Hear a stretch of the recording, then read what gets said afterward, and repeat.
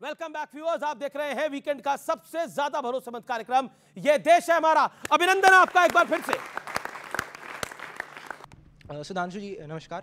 सबसे पहले आपने अपने वक्तव्य के स्टार्टिंग में आपने बोला कि अब जो आपकी सरकार बनी है वो ऐसे टाइम में बनी जब डेमोक्रेसी मजबूत है। तो डेमोक्रेसी अब क्या तब मजबूत होगी जब इलेक्टोरल बॉन्ड्स जैसे स्कैम सरकार सपोर्ट करेगी, या आपकी ही सरकार में जब ज़्यादा वायलेंस हो रहा है?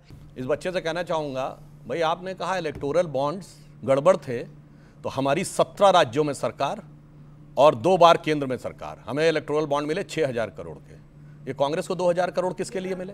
नहीं, एक मिनट, 2000 वो कहते भी रहेंगे। एक मिनट, सुन मेरी बात सुनिए। नहीं, ये आप अब बीच में नहीं बोल रहा था, मैं बीच में नहीं बोल रहा था, मैं बीच में नहीं। जब एक तरफ गलत कह रहे हो भ्रष्टाचार है तो मैं लेता भी चला जा रहा हूं। गजब है भाई।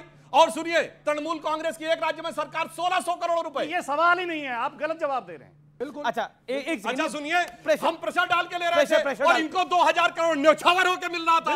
जो तृणमूल कांग्रेस को 1600 करोड़ न्यौछावर होकर मिल रहा था, डीएमके को 850 करोड़ न्यौछावर होकर मिल रहा था। गजब कर देते हैं ये लोग।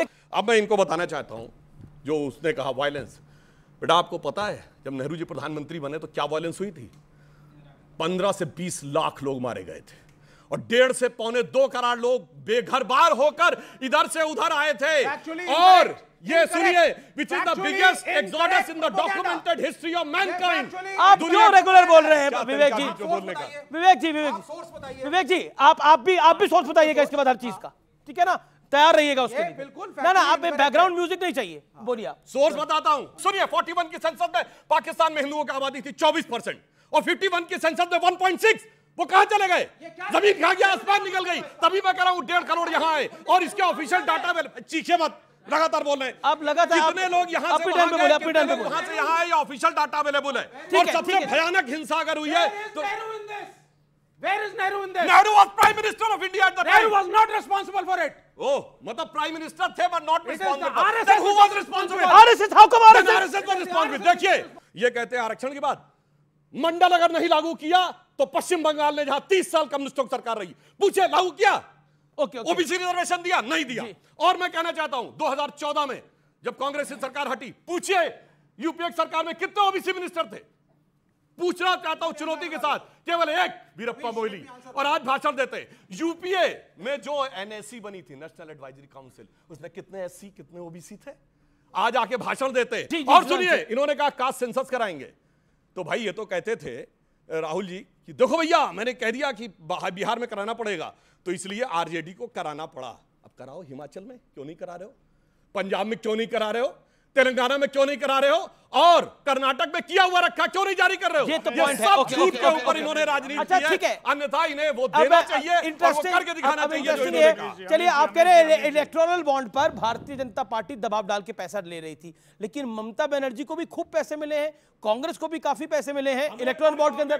तो 700-800 करोड़। और सुनो, इंटरेस्टिंग बात है, इनके पास तो आप कहते हैं ईडी है, सीबीआई है, सब है दबाव डालने के लिए। आपके पास तो कुछ भी नहीं है आपके अनुसार, तो आप किस दबाव से पैसे ले रहे थे? हम पे तो न्यौछावर हो रहा था। अच्छा, न्यौछावर हो रहा था। सुधांशु जी की बात को मान रहे हैं। पिछले 15 मिनट से लगातार सुधांशु त्रिवेदी जी बोल रहे हैं, मेरे 2 मिनट तो बनते हैं। हाँ बिल्कुल, बोलिए आप, 1.5 मिनट बोलिए। ये गलत, बिल्कुल गलत तथ्य रख के, गलत डायलॉग बोल के लोगों को गुमराह कर रहे हैं। पहली बात तो कांग्रेस ने अपने घोषणा पत्र में ये कहा था कि हमारी सरकार बन जाएगी तो 8,500 महीना देंगे। सरकार बनी नहीं, आपकी बनी है। आपके प्रधानमंत्री ने 14 में कहा था मैं प्रधानमंत्री बनूंगा, काला धन लेके आऊंगा, 15-15 लाख सबके खाते में आएंगे। आज तक नहीं आए। आप कांग्रेस के उस पर सवाल उठा रहे हैं, पहली बात। दूसरी बात, जो आप कह रहे हैं तथ्यात्मक तोड़ मरोड़ कर रहे हैं, जातिगत जनगणना, आरक्षण। सत्यप्रकाश मिश्रा जी ने ऑब्जेक्शन किया जब इन्होंने आरक्षण पर सवाल उठाया। आपके मुख्यमंत्री ने बिहार में जाति जनगणना कराई, सत्यप्रकाश जी। आरक्षण का दायरा बढ़ाया, ओबीसी का कोटा बढ़ाया। ये पूरे देश में बढ़ाएंगे, पूरे देश में कराएंगे जाति जनगणना, ओबीसी का कोटा बढ़ाएंगे। अगर नहीं बढ़ाएंगे, जहां करिए, हिमाचल में क्यों नहीं हो रही, पंजाब में क्यों नहीं, तेलंगाना में क्यों नहीं, ये है कहां बोलेंगे। देखिए, और सुनिए, सरकार में दूसरी बात, खाली एक ये मतभेद नहीं है, जाति जनगणना और ओबीसी कोटा। नीतीश कुमार जी जो बिहार के मुख्यमंत्री हैं वो सीए के विरोधी हैं। अग्निवीर योजना के विरोधी हैं, यूसीसी के विरोधी हैं। तीनों योजनाओं को वापस लेने की बात चुनाव में करते रहे हैं। जी। और जो चंद्रबाबू जो एक बात और पूरा होने दें। चंद्रबाबू नायडू जो इनके सहयोगी हैं, सबसे प्रमुख सहयोगी हैं। आरएसएस ने जो इंद्रेश कुमार ने बोला है उससे अपने आप को डिस्टेंस कर लिया है। उनका कहना है कि उनके विचार में यह सही नहीं है। मैं आपसे सुधांशु जी अब एक बड़ा सवाल पूछता हूं। जो आरएसएस के नेता इंद्रेश कुमार ने बोला और उन्होंने एक बड़ी बात बोली, हालांकि आरएसएस ने उसने अपने आप को डिस्टेंस कर लिया है।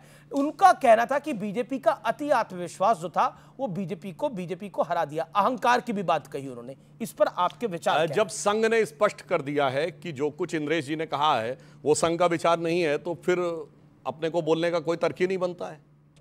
लेकिन क्या एक बार बार आ रहा है, इसको अन्यथा ना लिया जाए। सवाल बड़ा डायरेक्ट है, क्या इस बार एक नैरेटिव बनाने की कोशिश है कि आरएसएस बीजेपी के लिए नहीं काम कर रही थी?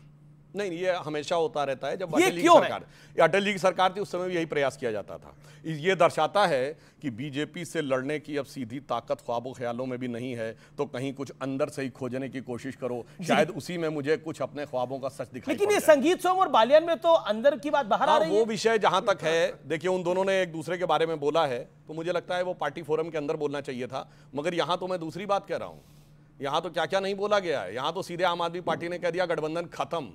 चलिए, वो तो पार्टी और गठबंधन, उनकी तो पार्टी लड़ रही है, आपके कुछ नेता लड़ रहे हैं। रहते हुए कांग्रेस के नेता प्रतिपक्ष अधीर रंजन चौधरी ने बंगाल के लिए कहा there is no democracy in Bengal. Okay मगर उसके बाद भी वो कहते हैं दिल्ली में ममता जी चाहिए to save the democracy in the country. क्या आपको लगता है ये जो इलेक्शन है इसका सबसे बड़ा मैसेज ये है कि बीजेपी और मोदी तो चाहिए लेकिन एनडीए के साथ चाहिए, यानी मनमानी ना करे? ये बार बार विपक्ष कर रहा है। इस फ्रेम में भी कंप्लीट आप नहीं डाल सकते। ठीक है, मैंडेट कम है, जो टारगेट था उससे कम है, कभी कभी स्कोर कम बना लेते हैं, लेकिन आप इसको स्पष्ट रूप में कि नहीं हमको मोदी जी तो चाहिए लेकिन एनडीए के साथ चाहिए, ऐसा भी नहीं है। केसी त्यागी ने बोला 400 पार की जो बात थी उसका मैसेज गलत चला गया। देखिए, जो जिन्होंने इतना अच्छा काम किया, 25 करोड़ अगर गरीबों को गरीबी रेखा से ऊपर पहुंचाया होगा, इतने शौचालय बनवाए, गरीबों के लिए घर बनाया, तो उनके मन में यह सपना जरूर रहा होगा कि चलो इस बार अच्छा परफॉर्म करते हैं। चलिए, मैं आप एनडीए के घटक दल हैं, पीछे तस्वीर चल रही है, एक सेकंड, एक ये एनडीए के साथ रहेंगे? बिल्कुल रहेंगे। ये तो पहले ही जा रहे हैं। ये एकनाथ शिंदे रहेंगे। ये तो एनडीए के कन्वेनर कभी रहते, वो बिल्कुल रहेंगे, चट्टान की तरह रहेंगे। और इनके बारे में कुछ कह पाएंगे? बिल्कुल रहेंगे, पक्का कंफर्म लॉक कर दिया जाए। देखिए, सबसे नहीं, आप लोग ने ताली बजाई, सबसे लंबा समय वो एनडीए के साथ रहे हैं। अब आपके घटक दलों की बात कर लेते हैं। मैं आपसे ये जानना नहीं, आप नहीं घटक दलों पे बोलिए ना। मैं कह रहा हूं कि अब विधानसभा चुनाव भी के कांग्रेस के साथ लड़ेगी, क्योंकि कांग्रेस के कुछ नेता कह रहे हैं कि अब हमारा राइट ज्यादा बनता है सीटों पे लड़ने का, यानी 100 सीटों पे कांग्रेस चुनाव लड़ेगी विधानसभा चुनाव में। नहीं, ना तो कांग्रेस की तरफ से अभी ऐसा कोई बयान आया तो है। दोनों आप लोग साथ हैं विधानसभा के लिए भी? ना अभी विधानसभा चुनाव है, कितनी सीटों पे कौन लड़ेगा ये निर्णय विधानसभा आप लोग साथ हैं, पर नहीं, हम संभावना यही है कि साथ ही लड़ेंगे। ठीक है, अब सवाल कुछ ऑडियंस के, कुछ 2-3 सवाल जो पूछना चाहे। आपका क्या सवाल है? खड़े होकर पूछिए सवाल। सर, सुधांशु द्विवेदी जी से मेरा सवाल है कि नीतीश कुमार जी का और चंद्रबाबू नायडू जी का इतिहास काफ़ी अच्छा नहीं रहा है। वो पलट जाते हैं, सरकार गिर जाती थी, पिछली बार भी एक वोट से सरकार गिर गई थी अटल जी की। तो इस पर आप क्या कहना चाहेंगे कि कितना आश्वासन दिया है कि वो आपकी सरकार चलाने में मदद करेंगे? ये तो सबका सवाल है सर। सुनिए सर, इस सवाल में किस प्रकार का नैरेटिव और कितना यथार्थ है मैं बताना चाहता हूँ। 1995 में हमारा नीतीश कुमार से गठबंधन हुआ। 29 साल में 26 साल नीतीश कुमार हमारे साथ रहे, 1.5 साल के 2 स्पैन छोड़ के। चंद्रबाबू नायडू बीते 3 साल में पलटना ज्यादा हो गया। बात रामपुर गांव की भी होनी चाहिए। आप बोल रहे हैं अयोध्या में अगर बीजेपी हारी है तो उसका रीजन क्या है? डेवलपमेंट। ठीक, आपने बोला।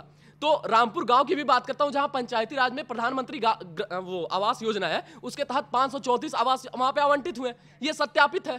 ठीक, लेकिन वहां पे भी बीजेपी हारी, और वहां पे एक विशेष वर्ग के लोग हैं जिसके वजह से एक वोट बीजेपी को नहीं मिला। तो क्या वो जो लाभ है वो धर्म के आधार पर मिला? 100% जो मतदाता है वो विशेष संप्रदाय से। ये देखिए, ये जनादेश क्या है? 534 आवास की खबर फर्जी है।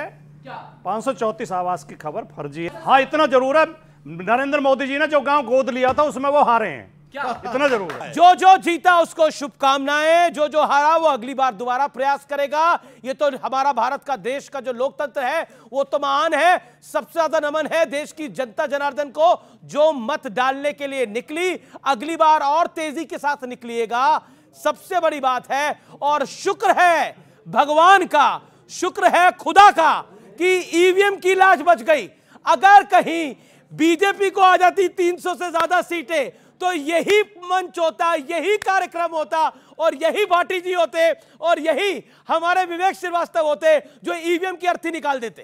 तो आप तमाम लोगों का बहुत बहुत शुक्रिया इस मंच पे आने के लिए, अपनी बात को रखने के लिए। मेरे युवा मित्रों का बहुत बहुत शुक्रिया अच्छे सवाल पूछने के लिए। फिलहाल इतना ही। नमस्कार, जय हिंद, वंदे मातरम।